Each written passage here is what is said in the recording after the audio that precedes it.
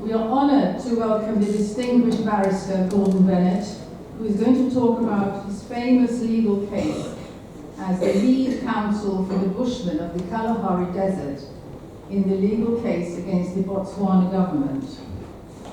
Since that famous case, Gordon Bennett has spent many years helping tribal people all over the world to defend their legal rights when they are adversely affected by conservation projects.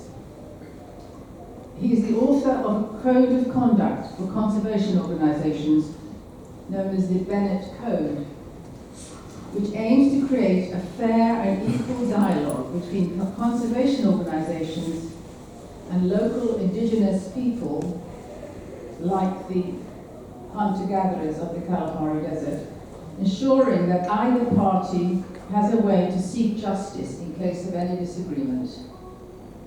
Gordon Bennett, we look forward to your talk.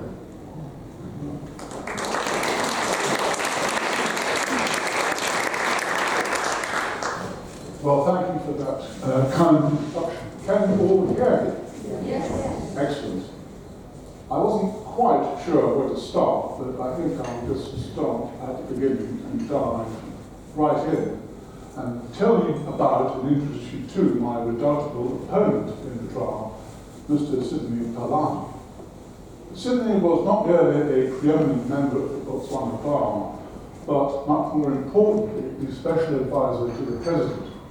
So he was a man at the heart of Botswana affairs. As the judges learned to their cost, quite frequently he was late in court because he was discussing grave matters of state with the president. Sidney was a man of some power and substance. He believed that the best defense to this claim was that there was an inherent incompatibility between wildlife conservation and human settlements, and in particular between the livestock which humans use in the settlements and the wildlife around. In order to substantiate his case, he introduced as his expert witness Dr. Kathleen Alexander, with whom it was said he had friendly relations that were usual between counsel and witness, but I couldn't possibly comment. I objected to Dr. Alexander giving evidence at all, for a number of reasons, not least of which was that she'd never been inside the CKGR, the Central Kalahari Game Reserve, and it was difficult to see what evidence she could give the court that wasn't dependent upon somebody else's observations. The court was unimpressed by this objection and allowed her to proceed.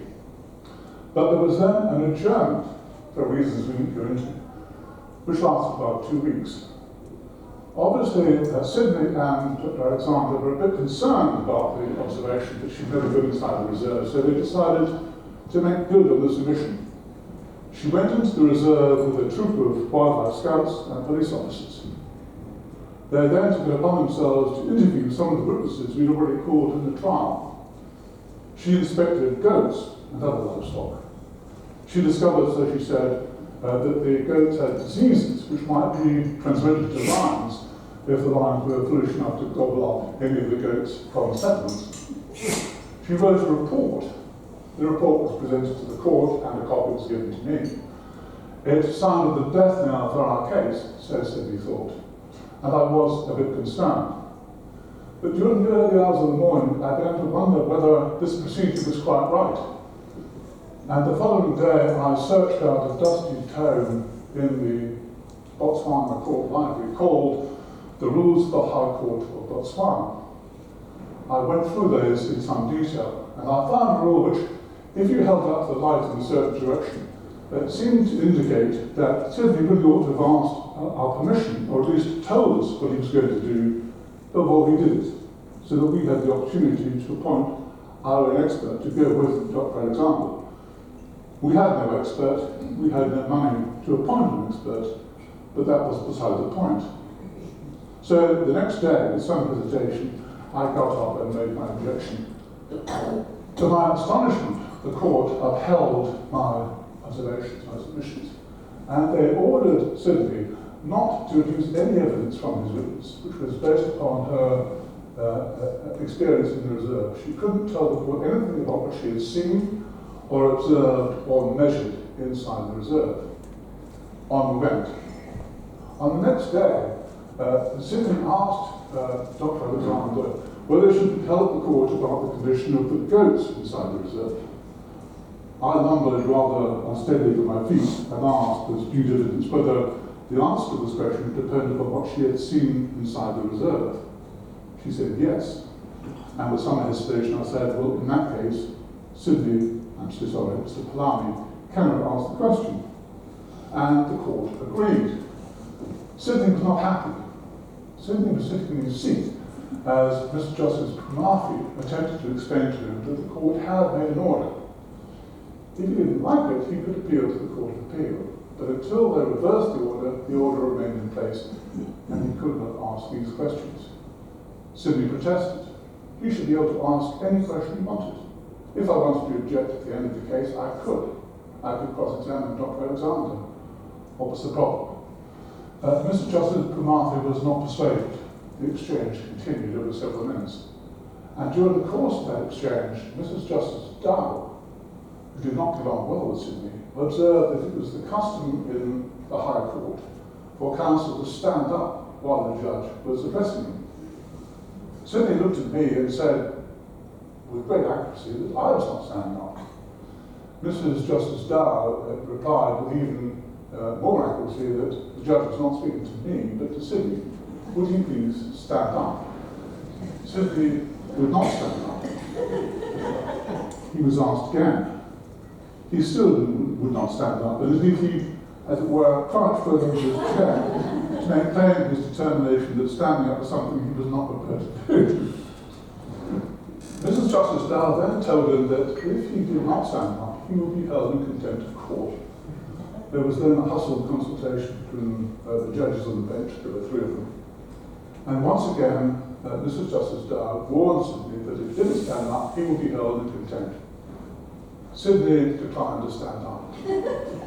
The court rose, they went to their chambers, they issued a warrant of arrest, and instructions were given to the local police, Keystone Cops, to come and apprehend Sidney. I was waiting in court with my assistant. We were stony-faced. We were determined not to betray any emotion, full of astonishment at the events as they unfolded. Eventually, after about 50 minutes, the Keystone Cops turned up. Sidney was still in court. He thought this was an opportune moment to give the police some career advice. His advice was to the effect that they would have no career in the police if they touched the hair on his body. The hairs on his body remained resolutely untouched.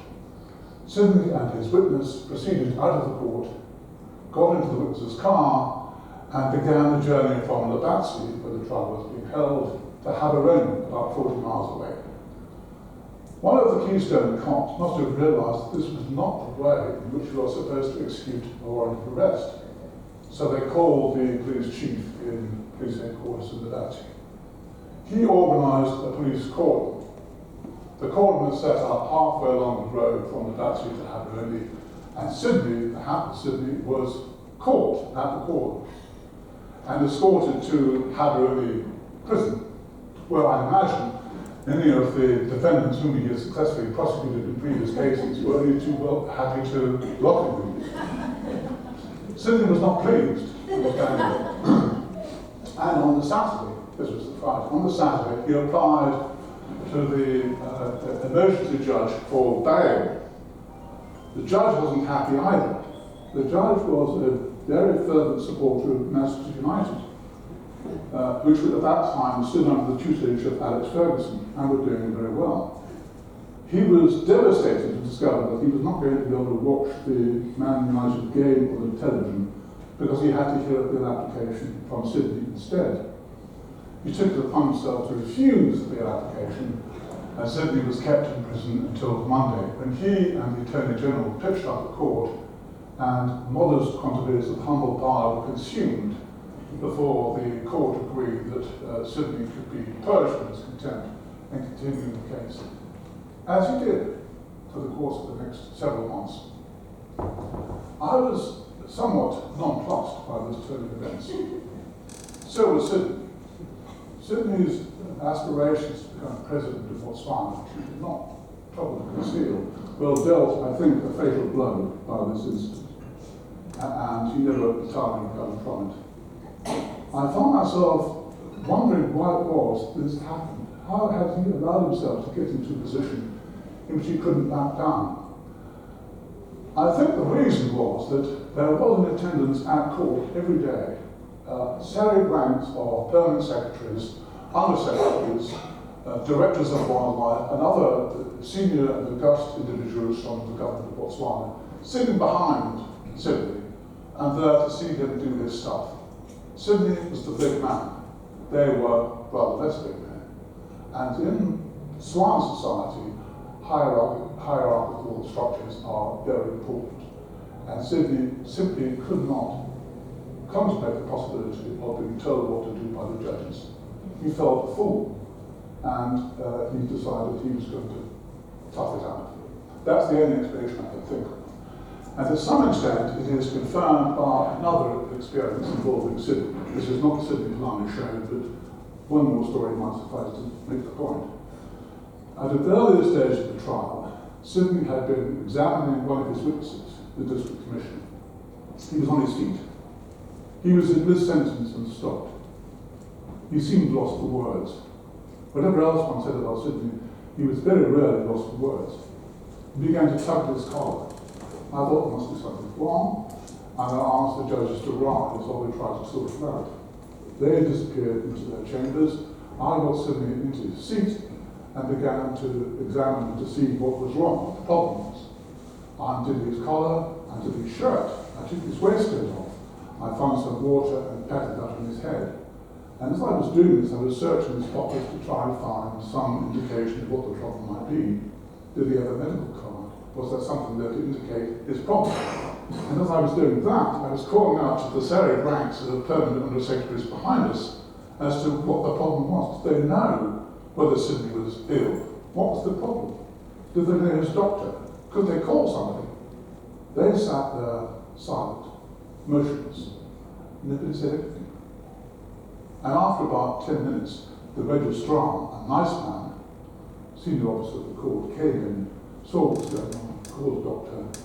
Sydney was taken away, and it transpired that he had apparently suffered an epileptic fit. As a result, it was said, of the pressure of the trial. But afterwards, I asked the registrar why it was that nobody sitting behind us had offered any help of any sort at all. And he smiled, stared at his head up. It's because they were waiting for Sydney to give them instructions as to what they should do. And that's what I mean by the hierarchical structure. The big man is the man who makes the decisions, and everybody else waits to be told what that decision is before they themselves make a ruling. And I tell that story partly because it's interesting in itself, but partly to mark the contrast between the way of life and the culture of Swan society and Bushmen society, because there were Bushmen at court. They were there all day long throughout the trial. They had no idea what was going on, but they could see when Sydney was arrested and taken away. They could see when he had to sit down and be attended to by me. And they were utterly astonished by what happened. They couldn't understand it. Because, like most, not all hunter-gatherer societies, but like most, it is a profound egalitarian society. They make decisions by consensus. There are no chiefs, there are no leaders, there are not even any elders. From time to time, somebody is given more respect than others because he happens to know about a particular hunting technique, or, for example, or a particular food's going to be guarded. But all decisions are taken by a process of endless discussion. And so it's at quite the opposite end of the spectrum from Swan society, where one man makes the decision, albeit late in the day, and everybody else follows suit. This is, in some respects, admirable, but it's difficult for lawyers because we need to get instructions from our clients. And court time is precious, as is lawyer time. So getting the Bushmen to tell you what they wanted you to do in a reasonable period of time proved very difficult. So, for example, at one point, concerns expressed that the Bushmen were using horses to hunt inside the reserve. They do use horses to spread their hunting range. Well, that was thought to be a greater threat to wildlife preservation. So, in an attempt to see whether it could do a deal with the government, I spoke to the Bushmen about whether they might be prepared to give up their horses in order to obtain from the government an agreement that they could remain indefinitely inside the reserve. And it was almost impossible to get any kind of decision, because entirely understandably they wanted weeks, months, longer even, to discuss and decide what they were going to do. I am ashamed to say that I shoehorned them into a decision one way or the other, and they said, okay, we are prepared to agree that we'll give up horses if the government gives us this, that, and the other in return. Fortunately, I think, I put that to Sydney. Sydney was not in the least bit interested. Sydney wanted victory and nothing but victory. So there were no settlement discussions of any sort then or at any other time. He was convinced he was going to win the case. Anyway, I'm rather going ahead of myself. Let me just go back a second and try and explain something about the historical background to the case. We go back, I'm afraid, to 1885. Some of you may remember from your school days or radio lessons that Botswana used to be the Bechuanaland Protectorate. It was created in 1885 after some Tswana chiefs came to London and saw the Earl of Rosebery of Rosebery Avenue fame and said, we are being under threat from the Germans in German Southwest Africa, which has just been created, and from the Boers in South Africa. They may take over our territory if we haven't got protection from Great Britain. I suspect that Rosebery was not terribly concerned about the well-being of the Tswana tribes, but he was concerned about plans to create a railway, Cecil Rhodes plans to create a railway between Cape Town and Cairo. So he agreed to form a protectorate, and that remained in place until 1966 when independence was granted. There were only two events really during that period of any interest as far as the Bushmen are concerned. One was the creation of tribal territories. What Britain often did, as some of you may know, in the course of its regulation of empire countries, colonies, was to introduce indirect rule. They ruled through local chiefs who knew the layout, who knew the organisation, who had control of their own land. This was cheap, it was efficient, and it worked. And that's what they did with the Tswana tribes in Botswana, Bechuanaland. They gave people, they gave the chiefs a legal right to use and occupy defined tribal territories. And in those territories they could allocate land and plots to those families according to their needs, and no doubt according to the degree of support they gave to the tribal chief. It seemed to work reasonably well. They did not do that with the Bushmen, because the Bushmen were Stone Age creatures, to use the expression deployed by the President of Botswana himself. They were hunter-gatherers. They roamed the countryside apparently at random. They hunted, they gathered wherever they could. In fact, as we now know, they have carefully defined traditional territories. They did not trespass into the territories of another man without permission. But that was not known at the time. So the Bushmen got nothing, and the Tswana tribes got a firm legal basis on which to lay claim to their own territories. The second thing that happened was that by the late 1950s, the big game hunters had effected such depredations of the wild population in and around Hansi that the authorities thought something must be done before the Bushmen starved to death. They were hunting hartebeest, hemsbok, everything they could find. The teeming of wildlife in that part of Botswana is quite extraordinary. There were animals everywhere, and big game hunters had terrific time. They were slaughtering left, right, and centre. So a reserve was created. It was called a game reserve because there was no other basis on which it could be protected. There was no legislation which allowed for a piece of land to set aside for a particular ethnic group. And they didn't want to do that anyway, because by that time the apartheid South Africa had begun to show its ugly side, and it was much concerned that Botswana should not go the same way. So they created the reserve, and there were two rules. One was you could not enter the reserve without a permit, unless you were a bushman, and the other was you could not hunt inside the reserve, even with a permit, unless you were a bushman. So far, so good. 1966, independence. The Constitution is drafted by English lawyers. It includes a right to move and reside anywhere in Botswana if you wish. Again, in order to stave off the threat of apartheid. Someone said, well, wait a minute, what about the CKGR? Will that be open to challenge because there is now a rule that you can't get into the reserve without a permit? Does that not restrict people's movement? Yes, it was said. So they introduced a special clause that protects the CKGR against challenge, and that was done in section 14 of the Constitution. 1 year later, almost to the day, De Beers announced that they had discovered 2 diamondiferous kimberlites in the north of the country. Some might say that De Beers had discovered these kimberlites before independence, but reckoned that all things considered it would be a good idea to delay the announcement until after independence in the hope that they could cut a sweeter deal with the new government than they could with the old one. I couldn't possibly comment. But the result of this was that there was a rocket boost to the Botswana economy. A country in which the average earnings at the time of independence had been $80 a year, suddenly became a country in which cattle posts were abandoned in favour of shopping malls.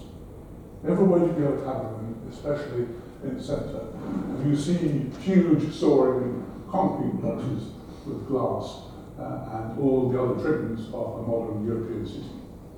Well, fair enough. That's what people wanted, and that's what they got. But it was increasingly thought that this modern, forward-looking democratic society was ill-fitted to the Stone Age creatures living in the middle of it. They couldn't remain there and allow the reputation of Botswana to be in some way tainted, blemished.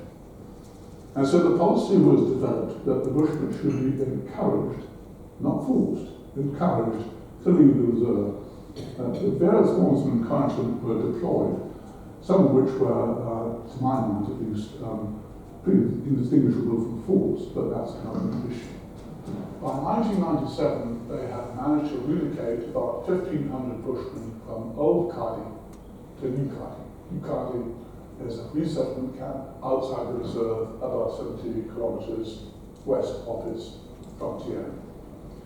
There remained hardliners, hardcore residents who did not want to leave the reserve, my clients. These are people who lived in settlements further south, Montebello, Nesiabanon, Kugama, Hohe. They were determined to stay put. And they did stay put until January 2002. And at that point, the government decided that enough was enough, their patience was exhausted, their encouragement would become very encouraging indeed. So encouraging, in fact, that they put large trucks into the reserve. They brought police into the reserve. They brought large numbers of municipal officials and some soldiers also. They camped themselves outside each of the settlements. They made claim they were not prepared to leave until people agreed that they would leave themselves. Water tanks were returned. Hunting licenses were revoked. Pensions were suspended. No government services would be provided. And so eventually, after 2 or 3 weeks, most people, not all, but most people agreed to leave the reserve, and they went also to New Kadi, or in some cases to a settlement to the south of the reserve called Karawani. But they did an extraordinary thing at that point. They issued legal proceedings against the government. Nobody could believe it. And throughout Botswana and throughout its history, people have been moved to make way mostly for diamond extraction, but for other government projects also. And they have accepted it as part and parcel of living in Botswana. Not so the Bushmen, and proceedings were issued in 2002. They didn't get to court until 2004 as a result of various procedural blunders on the part of the lawyers then acting for the Bushmen. Not me, I hasten to add, but others. And I only became involved really in 2004 when I took part in the trial, the Susanna trial, which was the longest trial in Botswana's history. And I say that with no pleasure at all. It was the first trial to be televised. It attracted so much attention that there were tents erected outside the courthouse so that journalists could dispatch their files back to headquarters. And one of those journalists was Orla Guren, who is, I think, still very much part of the BBC News coverage. I suppose in an attempt to file her copy for everybody else did, she rushed out of the room after Mr. Justice Pitello had given his judgment. He found against Bushman on every count but one. She thought the other two judges would follow suit. She found her dispatch on that footing. In fact, the other two judges found in our favour, and BBC had to hurriedly amend its website entry later on that evening. But it was a great triumph. We thought we had done our business, and off we went. Alas and alack, not quite, because the government's position was this: well, all right, you have won the right to reside in the reserve. I don't think that gives you the right to have water in the reserve. You must make your own arrangements in that respect. There is a borehole at Motomelo. It was installed by De Beers to provide water for their prospectors when they were looking for diamonds. De Beers, when they had no further use for it, agreed the Bushmen could use it. But that doesn't mean that you can use it now. We have a use for it ourselves, but we don't want you to use it either. So we had to go back to court. I managed to raise some money from an American foundation called Sakaruna, which has supported me throughout the years and continues to support me now. And without his help, none of this would have been possible. I toured most of the lawyer firms in Haparoni to try and get support for the proposed case. Nobody would touch it, because the central proposition in Botswana was that you needed the permission of the government to sink a borehole. I couldn't for the life of me see where the Water Act said that, but I was told that it did. I just didn't understand. In the event, we managed to get the support of Duma Boko, who had worked with me on the Susanna case, and proceedings were to be issued. They were supported by an affidavit we got from an old woman who had tried to go from Metsiamanon to Motomelo to get some water because she was desperate. It's about 35, 40 miles. She collapsed by the side of the track on the way and was only saved by some relative we found on the track, same countries. So we put in a wonderful affidavit which persuaded nobody in the court below. The single judge, the puny judge, said, well, thank you, Mr. Bennett, for your submissions. I know you're wrong. I can't quite work out yet why you're wrong, but I will, and I'll deliver my judgment in due course. And a month later, he gave a judgment which I couldn't understand, and nobody else could either. So we appealed it and went to the Court of Appeal. Now, the Court of Appeal had this distinction. It was a 5-judge court, but the judges all came from other countries, not from Botswana. They were from Sierra Leone, from Lesotho, from Nigeria, and so on. And they upheld our appeal unanimously. They upheld our interpretation of the Water Act, and they held that the refusal of water, the refusal to allow the use of the borehole, was tantamount to denial of the right to life under the Constitution.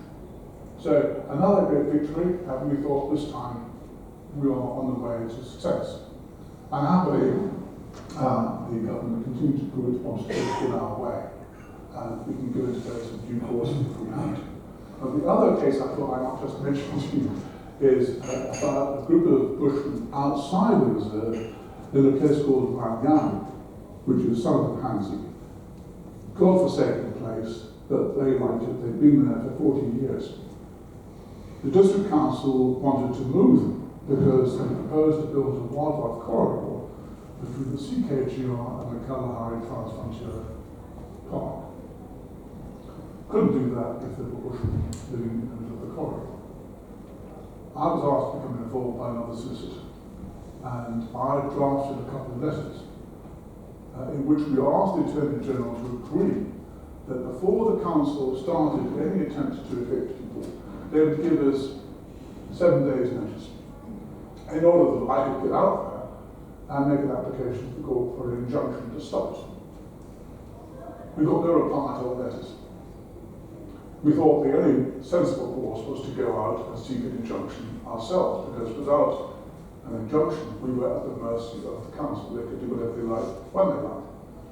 So I went out, courtesy of funding from Sakuna, and we went before the judge. It was a problem because, as you may recall, I had told you that tribal territories became vested in Swana tribes. After independence, they became vested in landlords. Those landlords had taken on a lot of territory, which wasn't really tribal territory at all, but had been absorbed into tribal territory from Bushman settlements. And this had happened in Ranyani. Ranyani was now part of the Hansi Trust territory, and therefore all legal title to that land was vested in the board, not in the Bushmen. So they had, on one view, perhaps many view, no rights at all inside the reserve. And therefore it was difficult to work out a claim that made sense and hold water in court. But I came up with something. It was convoluted, and I doubt that it would have survived serious forensic examination, but it was enough to get us going. It was enough, certainly, to cause some concern to the Deputy Attorney General, who turned up the court. He hadn't prepared his installations, but he'd seen mine. I think he didn't much like the look of them. And he agreed at court that the government would give 7 days' notice before any attempt was made to remove the Bushmen from Ranyani. He sat down, pleased that he had sorted this out. I jumped up and said, thank you very much, maybe please have our costs, because you could have done this weeks ago. If you'd replied to our first letter or our second letter, I would never have to come. There would be no need to reply to the court. And to everyone's astonishment, the judge said, well, that must be right, you can have your costs. This caused much consternation. The Attorney General went on television that night, toured the studios, trying to explain why it was that the Botswana citizens were having to pay for some coffee-nosed lawyer in London to come out and take that money in an attempt to make trouble in court. So they were not happy.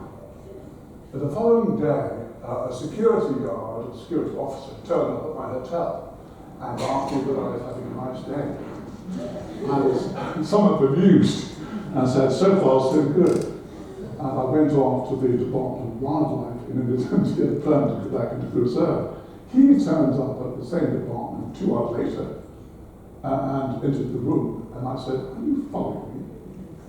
And he said, I don't know. I think he was following me because he then invited me to come with him to the Ministry of Home Affairs. I declined. He said I had no choice. I was bundled into a van and taken to the ministry and cross-examined, not by the minister, but the permanent secretary and a number of other officials. They had before them Exhibit A, which was the docket I had signed when I came in at the airport to say, to explain the purpose of my visit and why I wanted to see you and how I might be there. They thought they had caught me out in a lie. They hadn't, as it happened. They were unhappy that they discovered they hadn't. But that didn't stop them in order effectively compelling my departure from Botswana. And Duma Burger took me to the airport the next day. I haven't seen him since. I was warned when I saw this panel that the reason for their concern was that I had begun to make political speeches. I asked what speech I had made to be described as political, because I'm not a politician, never have been. They declined to tell me. But I think what had happened was that at court, after we had won our victory, I came out and spoke to the clients, as one does. The clients were all dressed up in their leathers and their quivers and their bows and arrows. It was terrific.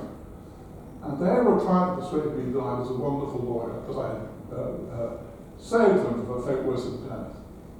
And I said, that is not the case. I'm just doing my job. You are the people who should thank yourselves for your determination. If you had not stayed fast, if you had held on, if you had not defied the government, this case would not have happened. So congratulate yourselves, not me. And I said that, I don't have any sense of false modesty, but because it was absolutely true. Lawyers can't be there all the time. People have to defend themselves. So I thought this was the right thing to say. But as I said it, I saw out of the corner of my eye a police officer watching us from the court. And I think that officer had reported that to the ministry, and this was thought to be political activity. I don't know. Anyway, there I was out, and I stayed out for 12 years. I made various applications to get a visa to go back, and was refused on every occasion. But then, lo and behold, to my astonishment, Duma Boko became president last November, and he recently revoked the order banning my return to Botswana. I took advantage of that order and went back into Botswana in January of this year. I now discovered that I need to have a password before I can show you the photographs I took at the time. What is the password? Abracadabra.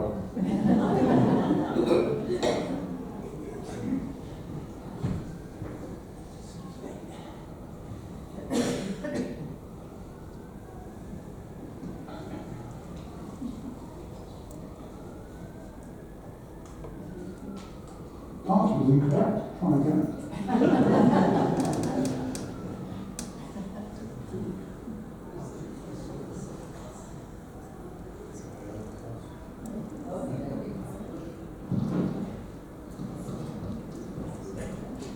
Okay, I hope you can see all right. I'll just go through these very quickly. These are, this particular lady is almost 100 years old. She now lives in New Cardiff. She comes from Old Cardiff. She was relocated, evicted, use the word you think fit, in 1997. She wants to go back to Old Cardiff, and she was explaining why. This is one of her companions, who's a bit younger, but also from Old Cardiff. This man is called Matsapane Maliani. He was the lead applicant in the water case. You will see that he does not have Bushman features. Most Bushmen belong to the Hui Akhara in this part of the Kalahari. He is the Calcutta. They are pastoral people. They came into the reserve probably in the early 1800s. There are occasional tensions between the Kalakati and the Hui, but they're not serious, and they get along pretty well. He is a man of, I think, honour and integrity, and has stood fast by the cause. This is a handspot. I expect most of you know what they are. Taken under faith in some hurry as we went through the reserve. They are much favoured by Bushmen. They're difficult to kill because even if you get the spear into them, they run for miles and miles and miles. It may be a day before you catch up to them. They're used to make biltong in the right season. They taste obviously very gamey. I'm not sure I particularly care for the taste, but they are a favoured meat. So if you can just see it on the right, that is a wildebeest.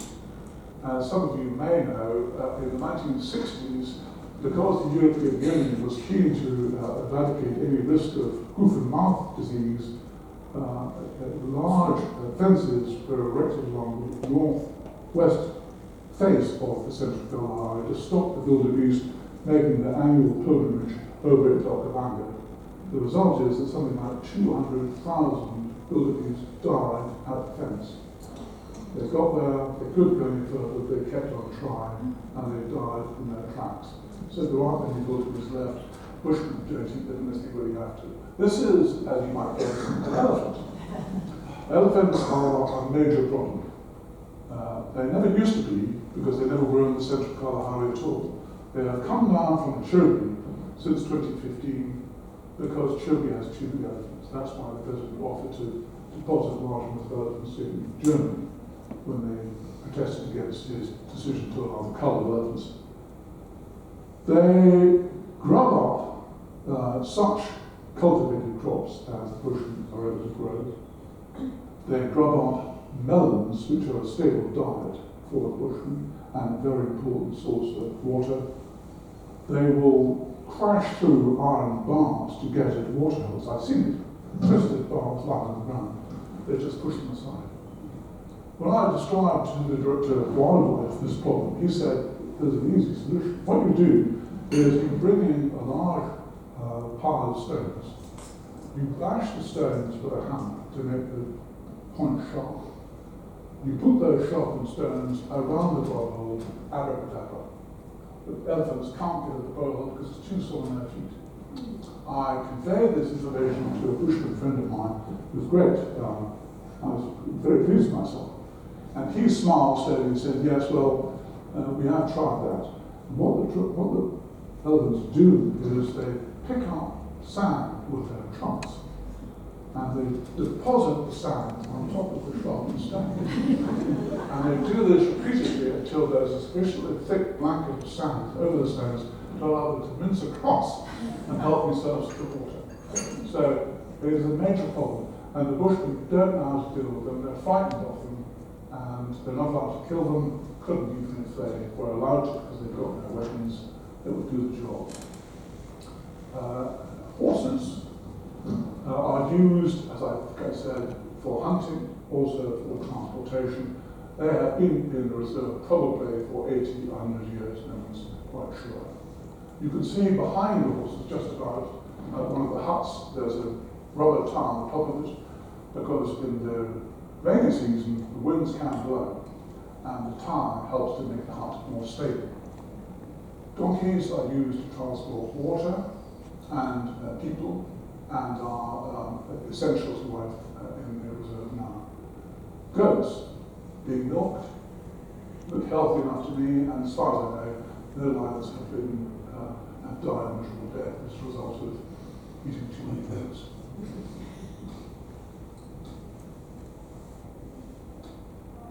These are typical huts, without towers as it happens, kept very clean inside, cool in the summer, warm in winter, do the job. These are also the Kalahari, as you can see from the woman in white, for example. Handsome woman that's not Bushman herself. Most of the people in the reserve are young women with young children. The elder children are at school in Karachi or Karawani or elsewhere. Goat scratching himself on the hut. Behind you can see an old drum. They use old drums to collect water. There are considerable pans, depressions in the reserve in which rainwater will gather when the rain season comes, if there is rain. Sometimes there is, sometimes there isn't. There has been lots of rain this year, so it's okay. You rush down into the pan because the wildlife's going to get there too. They want water also. You try and keep them at bay whilst you do as much water as you can into the oil drums and you use that in order to get by. Donkey relaxing at the end of the day. More people at a place called Malapa, new kids, ditto. You get the feel, this is a man who I think has never left the reserve, Bushman through and through, hunter, young man who wants to follow the same track. You can see possibly he's got some lesions on his head. Mobile medical clinics are supposed to go in monthly, haven't been for a year when you were there, so problems on that front. Two old men, one of them I think on the left has worked on in the mines in South Africa a long time ago, but doesn't want to leave the reserve and stays put. Young boy, not certain what he's going to do with himself, maybe stay in the reserve, maybe not. Old woman, this woman I think is in her 90s and has lived all her life inside the reserve. Ditto. Ditto. More huts. wolf goats. This is the inside of the hut where you can see very carefully suspended everything from the structure of the hut in order to keep it out of the sand. Two people I met as I wandered around the bush by myself and who allowed themselves to be photographed. Another bushman, again, I think never out of the reserve. His wife. These two women are sisters, but the one on the left is called Maweki Hakabolobi. She was a witness at the trial. I examined her in chief. She was cross-examined by Sidney. Sidney made a mistake, the kind of mistake which advocates don't normally make. Namely, he asked a question to which he didn't know the answer. He asked her whether it was right that when people died, they were simply left to desiccate on the floor of the desert.